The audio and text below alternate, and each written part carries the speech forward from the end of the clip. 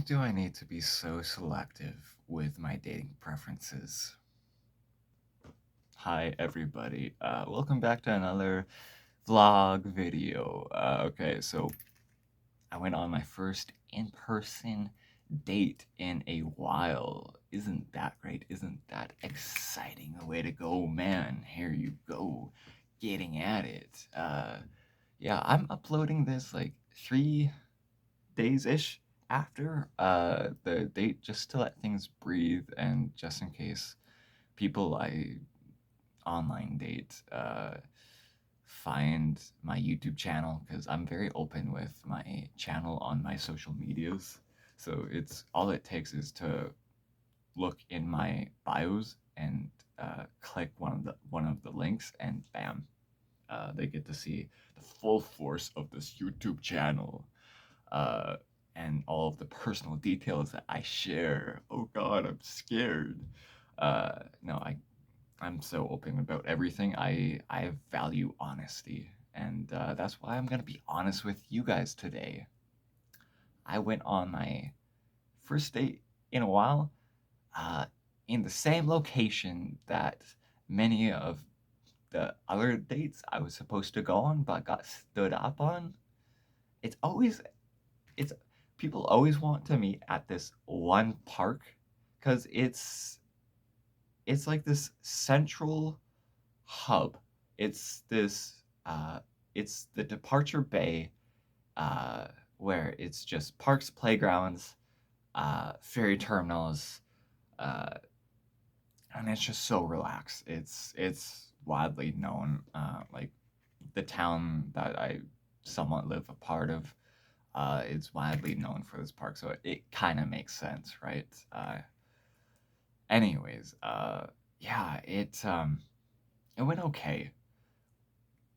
Like going there, I was calm, I was collected, and then as the time started to come nearer, my gut started to act up because of just, I guess, the anxiety of the anticipation, and that's what it seems to be is anxiety starts to trigger my gut to start, like, I so if you don't know, over the course of the summer I started to develop this painful gut condition, and it's been very tough for me to eat or drink. I'm medicated now, but I can, on average, each day I can eat like a sandwich, like a sandwich with like lettuce, tomato, meat, like a portion of that. Like, I don't eat sandwiches, but like imagine what like a sandwich or two sandwiches look like.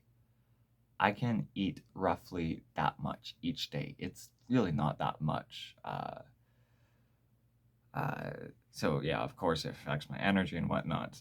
Anyways, as the time started to, like, 20 minutes before, as I'm taking the bus there, like, I'm starting to get this gut pain, and like, oh crap, like, I don't want to bail on another date because of this gut pain, because during the summer when it first started, uh, it flared up big time, and I had to call my mom to pick me up and drive me home because it was really bad. So I was like a bit worried about that, but took some Tums and it was okay. Uh, I've really had to learn to stay grounded and cool my nerves, just so the pain doesn't flare up. So, anyways, I arrive at the cafe that I picked and open up the door, greetings. And I don't want to sound insensitive because I know weight is largely not, like, some people are just predisposed to weight and it sounds like it's for them. But for me, I have a preference of like skinny to like skinny fat. Like, there's some weight to it, but it's usually just like more of a slender build or like a curvy build, not like a wide build. I know I sound like an asshole here, but it's just my preference. I guess like people that look more closer to me, like they don't even have to be the healthiest because I'm right now not the healthiest. Uh, just a slimmer build, but I don't need it to be ultra like model thin. Anyways, they were heavier than what their profile pics look like, and so that was somewhat of a shock. Uh, and just the whole face shape uh, different. They probably took like the best pics or filtered them. I don't know. Anyways, I'm not gonna get into it. She's a sweet person. She's really nice, and we share a lot of interests and hobbies in common. Uh, and so we just she got like a latte or whatever, a tea. I don't even know. And we walked around the park as I prefaced, and it was really nice because it was from 4:30 to 7:15 that we were just walking and talking, and the sun is going down much earlier, so just looking at the night skies with the beautiful dark blue hues and the moon that always looks like a flashlight in the sky. Uh, the whole scene was very pretty, and we were having fun bantering back and forth. And I almost felt like, because she's a lot more familiar with the park than I am, and I felt like she was taking me to these parts that were secluded, uh, just in case anything happened, like a kiss or something. And I was just like hands by my side, just having fun talking to them, not really planning for anything to go anywhere. And yeah, but it was cool. She showed me where there's this place where if you clap on like this compass on the ground, then it makes like a squeak, squeak, squeak, squeak. And I didn't know that for the longest time. So it was cool, like learning a bit more about the park and things I had no clue about. Uh, and yeah, I think I hope that we can be good friends. Uh, like I just I just don't think I can fall in love with somebody that is like a very overweight and also vapes.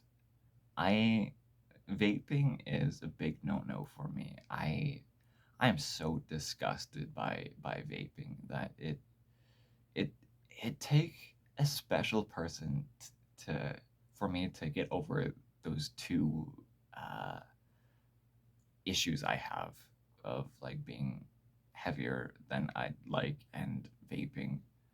Uh, Vaping, in high school they'd call it a douche flute, and I just the tar that you breathe in. Like you can call me hypocritical because I am okay with pretty much all other drug uses as long as it's not a major issue, and if it is, like if they're working on getting it under control. Uh, but so like cannabis, uh, alcohol, coffee, I know coffee, prescription medications, weed.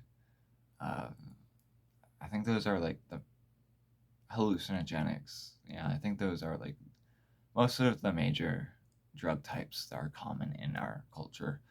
Uh, I'm okay with any other that, but vaping and cigarettes is a big no-no for me.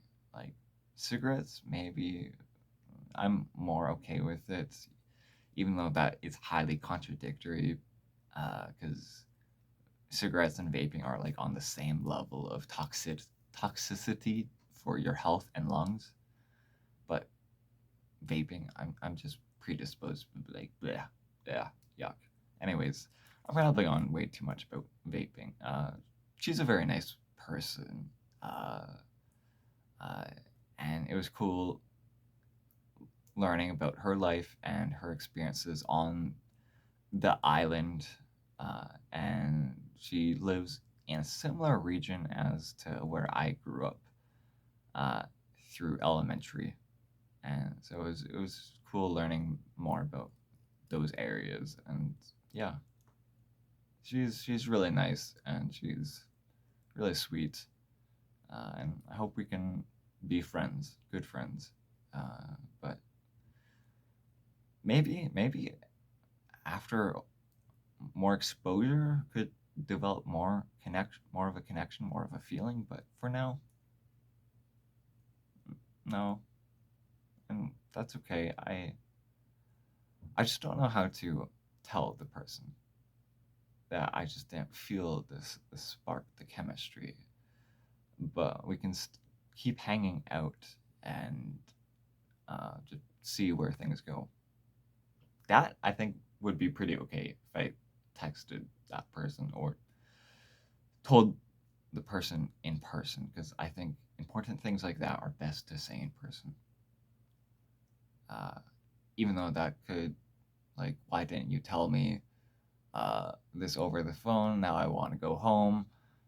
Yeah, I don't know what the right choice is, but I think as long as I live by my values, I stay true to myself, and I respect the other person, I think that's gonna be okay. But anyways, yeah. And also, sorry, another thing is I I know I'm in no position to be picky and selective, because I'm like I'm a really great guy. I have a lot of great characteristics, but where I'm at in my life, it to a lot of girls it seems like I'm at the bottom of the barrel. I'm not the cream of the crop. Like, as a gentleman, as a good personality, as a conversationalist, as a person that can respect you, as a person who's thoughtful, caring, uh, all those characteristics, I think I excel at. But like, I don't drive. I can't work right now. My health is in a poor condition.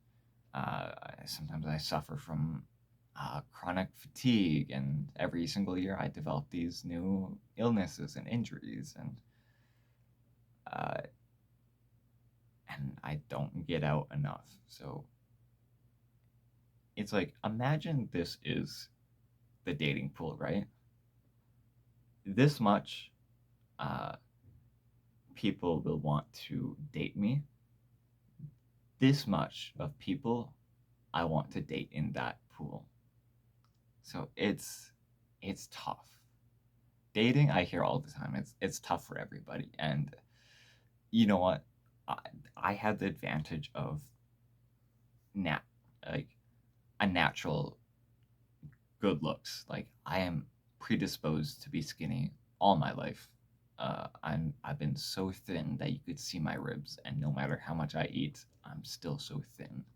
And I am naturally fit, and I have blue eyes, I have broad shoulders, I have a chiseled chin, and I'm a good guy, and I'm tall, and dirty blonde hair, and uh, so all that stuff I have going for me. And where was I going with this? So I have the advantage compared to, let's say, more marginalized groups. Like, I have a friend that is transitioning, uh, and they say that they don't have the characteristically like attractive looks, just because of like some blemishes and on their face. Uh, so they talk about how it's really tough for them, and I feel for them, and I'm grateful for where I'm at. Like, I'm a cis, like, straight white male of middle class origins. Uh, and so it's easier for me to date than for people like that. But it doesn't invalidate how I feel and what I go through. So, anyways, I hope you enjoyed this video. You got something out of it. If you did, click the like button. Boost this video in the algorithm. You know, the algorithm. Subscribe if you like my content and if you keep coming back, because it's free, as they say, and it doesn't hurt you. It just takes a little bit of work, just a little bit of pressure, a little bit of pain to click that button, and I hope you see me in future videos. You stick around for this lovely, lovely, lovely content. So have a lovely day, night, wherever you are, and stay frosty.